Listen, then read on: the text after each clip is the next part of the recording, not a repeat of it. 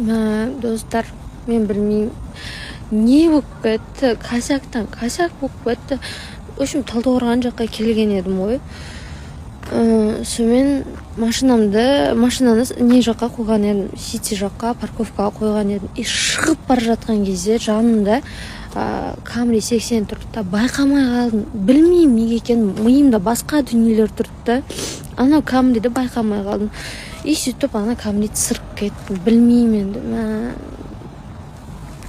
Бірінші рет болып тұр, мен Алматыда жүргенде вообще ешқандай проблема болмаған.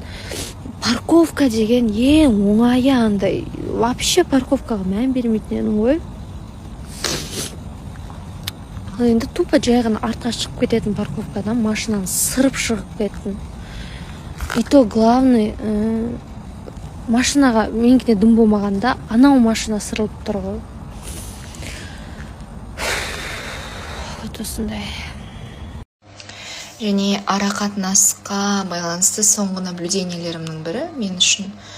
Бастапқыда біз енді бірнеше ай қатарынан көрмей жүру біз үшін ок болды да, норм.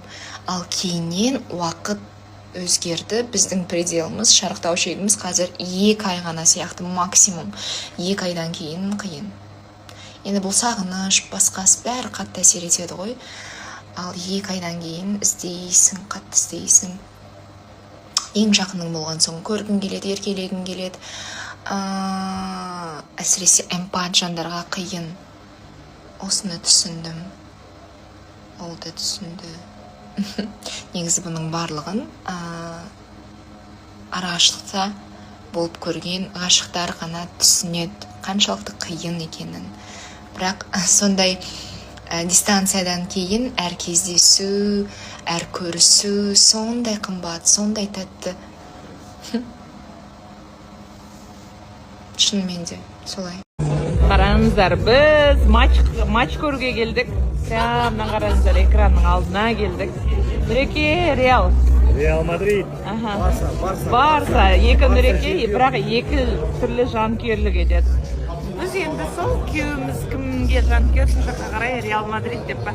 Жалпы мен Мбаппе үшін ғана Реал Мадридқа кетем. Негізі до этого мен Барселона деп айтатынмын. Қазір қызық басталайын деп тұр. Прям күшті аяқтардың барлық атмосфера. Как будто ойлайсыздар, бір кешкі сағат 7-8 сияқты мына бір адамдарды қарасаңыздар. Барлығы и андай. Сол уақытта жиналған сияқты, бірақ түнгі сағат 12 енді басталады қазір. Ал ағайындар, ассалаумағалейкум, қайырлы кеш болсын. Біздің үйде домашний байықты көрсетіп берейік. Кухняда мына Гала Павлован тамақ істеп жатыр мына жерде. Стрим, анаяқта стримді мөлдіретіп жатыр, тамақ істеп жатыр. Мынаяқта Абылай нан турап жатыр. Бірлескен түрде қазір өйстіп бәрін тамақ істейік, турайық, біз жейміз. Бізде сондай домашний байып болып жатыр. Өздеріңізде не жаңалық сторыстан жоқ болып кеттік па? Гала повар екен ғой бізде. Неше түр тамақ. Тамақтың аты қандай? Картофель по-домашнему ғой. Сәл бірден қосып басыңдар ма? Бұның бетіне разнаға бітеміз. Жұмыртқа ағызамыз, оязбейді. Пожалуйста. В общем, не болса да қазір біткеннен кейін көрсетемін.